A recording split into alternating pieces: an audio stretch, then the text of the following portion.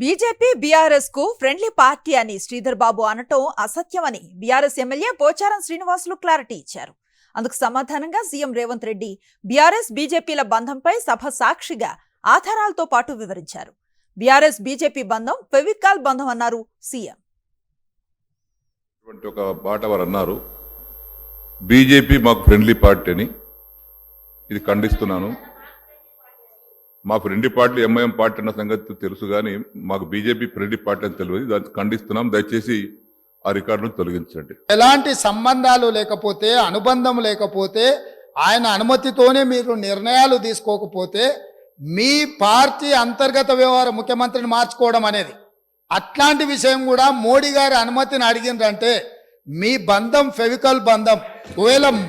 ఒకవేళ మీకు కేసీఆర్ గారు చెప్తుండ్రో లేదో వాస్తవాలు ఒక్కసారి ఇప్పుడు నేను చెప్పిన చరిత్రను మొత్తము వారు తెలుసుకోవాల్సిందిగా నేను కోరుతున్నా. మీకు కొన్ని చెప్తాడు, కొన్ని దాస్తాడు. కాబట్టి దాసినై మీకు ఒకవేళ ఎప్పుడైనా అనుమానం వస్తే మీరు ఎప్పుడైనా నన్ను అడగొచ్చు, స్వేచ్ఛగా వచ్చి కలవచ్చు. మిగతా వివరాలన్నీ కూడా నేను మీ దృష్టికి తీసుకొస్తాను.